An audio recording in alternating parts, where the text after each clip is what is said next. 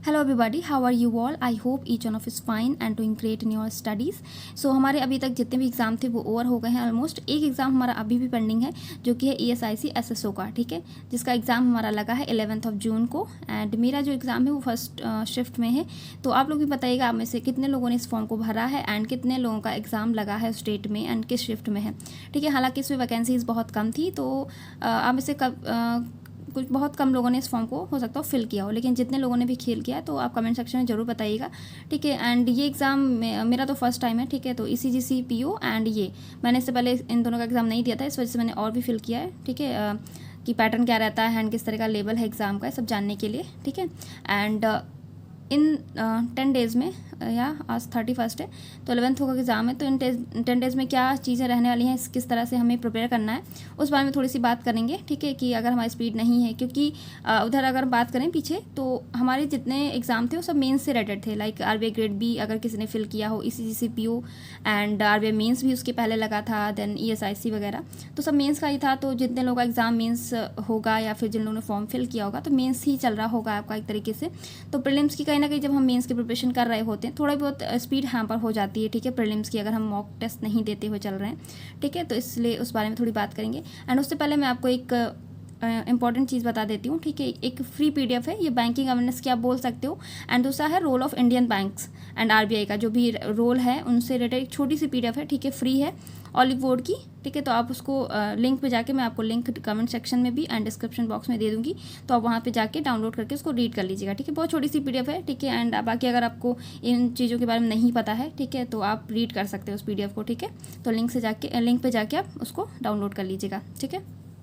तो अभी बात करते हैं, ये 2 मॉक थे जो कि मैंने आज ही दिए थे दोनों ही, ठीक है, क्योंकि मेरा प्रैक्टिस मॉक का सब्सक्रिप्शन आई थिंक एक्सपायर हो गया है, ठीक है, 28 को ही।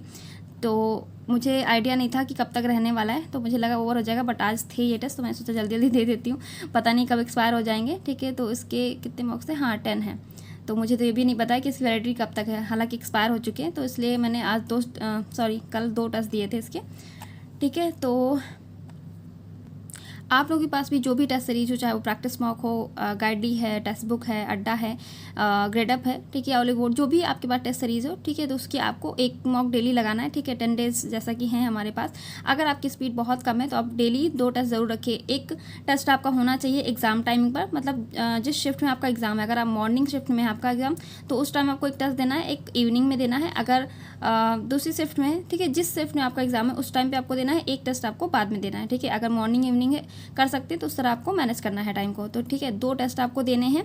एंड उसके साथ साथ आपको सबसे ज़्यादा अगर ध्यान देना है इंग्लिश सेक्शन में देना है, ठीक है, उसकी प्रॉपर एनालिसिस आपको करनी ही करनी है। एंड रही बात रीजनिंग एंड कॉन्ट सेक्शन की, तो उसमें क्या रहता है, जितने क्वेश्चंस आपकी अगर स्पीड अच्छी है, ठीक है, जितने आप क्वेश्चंस करते हो, तो उसमें बहुत मिनिमम चांसेस रहते हैं कि कोई क्वेश्चन रॉन्ग हो सकता है, ठीक है। एक्यूरेसी प्रॉब्लम बहुत मिनिमल लेवल पर रहती है, इसलिए मैं कह रही हूँ। तो इंग्लिश सेक्शन में अगर आपने अटेम्प्ट किया, अगर आपका क्वेश्चन सही भी हुआ है, तब भी आपको उस पार्ट को एनालिसिस ज़रूर करना है कि अगर आपने जो क्वेश्चन, चाहे वो ग्रामर बेस्ड हो चाहे RC हो आपका, कि अगर सही भी हुआ है तो जो अप्रोच आपने लगाई थी वो सही है या नहीं है, ठीक है। इसलिए आपको सारे क्वेश्चंस एनालिसिस करने हैं, 30 के 30, ठीक है, चाहे वो सही हो चाहे गलत हो, चाहे आपने अटेम्प्ट नहीं भी किया, पूरा आपको प्रॉपर एनालिसिस करना है, ठीक है।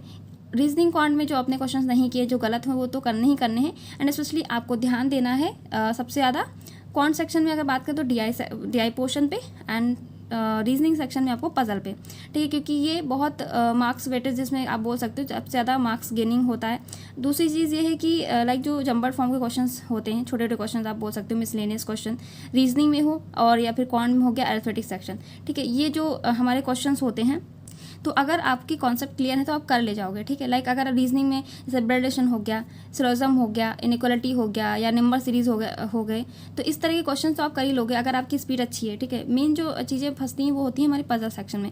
अगर आपकी पजल में कमांड नहीं है तो कहीं ना कहीं आप लैग कर जाते हो या स्टक कर जाते हो। तो सबसे ज़्यादा प्रैक्टिस आपकी इन 10 डेज में पजल्स पे होनी चाहिए। तो आप कोशिश करिए कि जितने भी आप मॉक टेस्ट देते हो तो उसमें आपसे कोई भी पजल नहीं स्किप होनी चाहिए। आप मॉक ऐसे दीजिए कि जितनी भी पजल्स उसमें आती हैं आपकी वो बननी चाहिए, मतलब आपको अटेम्प्ट ही करना है। छोटे छोटे क्वेश्चन आप भले मत कीजिए, मतलब लाइक होता नहीं कि हम मॉक दे रहे हैं तो हमारा टारगेट रहता है कि हमारे मैक्सिमम मार्क्स आएँ, ठीक है। तो आपको मतलब अगर 10 मॉक हैं तो आपको 10 ऐसे देना है जिसमें आपका वो रहे कि आपके मॉक में स्कोर अच्छे आने चाहिए, लेकिन आपको 5 मॉक ऐसे देने हैं जिसमें आपको लगे कि जो चीज़ें आपकी आपकी अच्छी नहीं है, लाइक आपकी जिसमें स्पीड नहीं है, पजल हो गया, कौन सेक्शन में आपकी अरिथमेटिक हो गई या डीआई हो गई, तो इन सब चीज़ों में जिसमें आपकी स्पीड नहीं, वो क्वेश्चंस आपको करने हैं।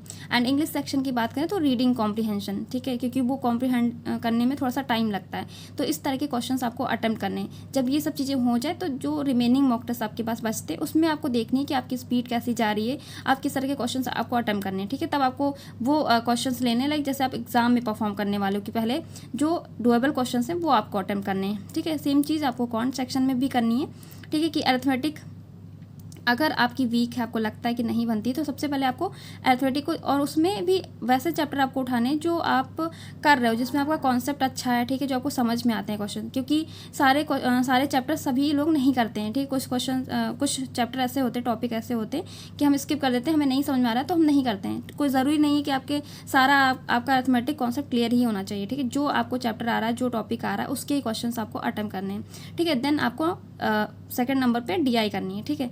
ये जो सिंप्लीफिकेशन होते हैं, क्वाड्रेटिक इक्वेशन होते हैं, सीरीज़ वगैरह हो गई, ये भला ही आप मॉक टेस्ट में स्किप कर दीजिए। आपको 5 मॉक टेस्ट करना है, या 3 या 4 या 5 आप कर सकते हो, ठीक है। इस तरह के जितने भी स्टार्टिंग के मॉक टेस्ट होंगे उसमें ऐसा करना है।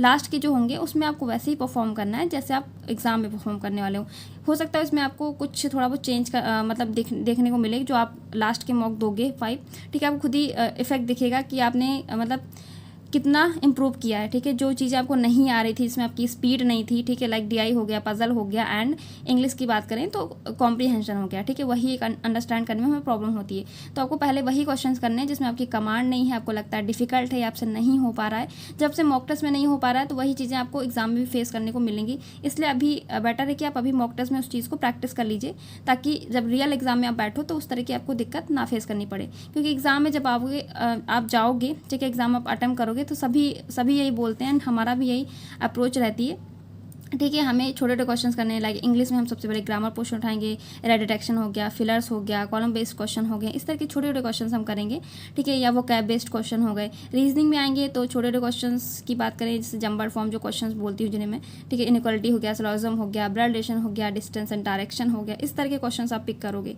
कौन सेक्शन में भी आप सिंप्लीफिकेशन हो गया, क्वाड्रेटिक इक्वेशन हो गया, एंड जो भी जितने भी क्वेश्चन होते हैं, ठीक है, तो इस तरह के क्वेश्चन आप पहले प्रेफर करोगे, देन जो भी हमारे हार्ड क्वेश्चंस होते हैं। तो ये तो आप एग्जाम में करने ही वाले हो, लेकिन उससे पहले आपको 3-4 मॉक टेस्ट में अपने आप को टेस्ट करना है कि जो चीज़ें आपसे नहीं बन पा रही हैं, जिसमें आपकी स्पीड नहीं है, उसमें आपको इम्प्रूव करना है, ठीक है। तो पहले आपको 4-5 मॉक टेस्ट में ये अप्रोच अपनानी है, देन जो आपके पास रिमेनिंग मॉक टेस्ट होंगे उसमें आप ये कर सकते हो। एंड वैसे भी आप अगर 2-3 मॉक टेस्ट देने वाले हो डेली, अगर आपकी स्पीड नहीं है, ठीक है, अगर आपकी स्पीड लग रहा है बहुत ज़्यादा कम है, तो आप दिन में 2 की जगह 3 टेस्ट भी दे सकते हो, ठीक है। क्योंकि हमारे पास 10 दिन है, इसमें हमें अपने आप को कैसे बेटर बनाना है, कैसे अपनी स्पीड को इम्प्रूव करना है, कैसे फास्ट करना है, वो आपको पता है, ठीक है। कितने टेस्ट आपको देने हैं वो भी आपको पता है, ठीक है। इंसान सजेस्ट कर सकता है दूसरा, ठीक है, लेकिन आपकी स्पीड कितनी है, आपका परसेंटाइल कितना आ रहा है, आपके मार्क्स कितने, वो आप खुद ही जानते हो, ठीक है। तो आपको उस हिसाब से कितनी प्रैक्टिस की नीड है वो भी आप ही को पता है, ठीक है। तो उस हिसाब से आप मॉक टेस्ट देख लीजिए आपको कितने मॉक टेस्ट देने हैं, लेकिन हाँ मिनिमम 2 होने ही चाहिए, ठीक है। आपके पास जो भी टेस्ट सीरीज़ है, कोई ज़रूरी नहीं है कि ऑली बोर्ड होना चाहिए या प्रैक्टिस मॉक होना चाहिए, जो टेस्ट सीरीज़ है आपके पास वो बेस्ट मान के चलिए एंड उसी से आप प्रैक्टिस कीजिए, ठीक है। एंड मॉक टेस्ट का लेवल सबका डिफरेंट होता है, कोई टफ होता है, कोई मॉडरेट होता है, कोई इजी होता है। तो इसलिए आपको मॉक टेस्ट के स्कोर देख के पैनिक नहीं होना है कि इसमें कम आया है, इसमें ज़्यादा आया है, इसमें परसेंटाइल बहुत कम है, ठीक है। मैटर नहीं करता है, आपकी प्रैक्टिस कितनी अच्छी है, आप कितना अच्छा कर ले रहे हो, आपकी चीज़ें कितनी इंप्रूव हो रही हैं, वो मैटर करता है। एंड सबसे ज़्यादा जो मैटर करता है वो है आपकी परफॉर्मेंस एग्जाम में कैसी है, ठीक है। अगर आप एग्जाम में अच्छा कर ले जा रहे हो तो सबसे बेस्ट है, ठीक है। मॉक टेस्ट में तो आप अपने आप को इम्प्रूव ही कर रहे हो, ठीक है, आप अपनी प्रैक्टिस कर रहे हो, तो वो आपको देखना है। बाकी कोई चीज़ सोचने की ज़रूरत नहीं कि आपके मार्क्स नहीं आ रहे हैं या कुछ नहीं, वो सब बात की बात है, ठीक है। बिल्कुल भी नहीं सोचना है, इस चीज़ को लेकर टेंशन नहीं लेनी कि आपके मॉक टेस्ट में मार्क्स नहीं आ रहे हैं, ठीक है।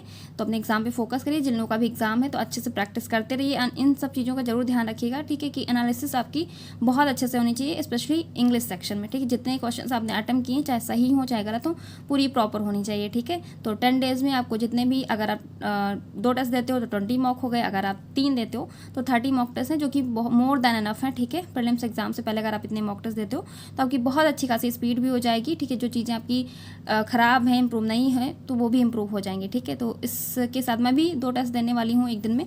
अगर हो जाता है तो, नहीं होता तो 1 टेस्ट तो देना ही देना है, वरना 2, क्योंकि टेस्ट सीरीज़ मेरे पास लिमिटेड अभी बची हैं, ठीक है, एक्सपायर हो गई हैं कुछ। तो जितने मॉक टेस्ट हैं मेरे पास, मैं भी देने की कोशिश करूँगी, ठीक है, अपनी स्पीड को बूस्ट करने की कोशिश करूँगी। तो आप लोग भी अपनी प्रैक्टिस करते रहिए। बाकी जो भी डाउट्स हो तो आप कमेंट सेक्शन में बताइएगा, एंड ये भी बताइएगा कि आप में से कितने लोगों का एग्ज़ाम है इस चीज़ का, ठीक है। Bye bye and all the best.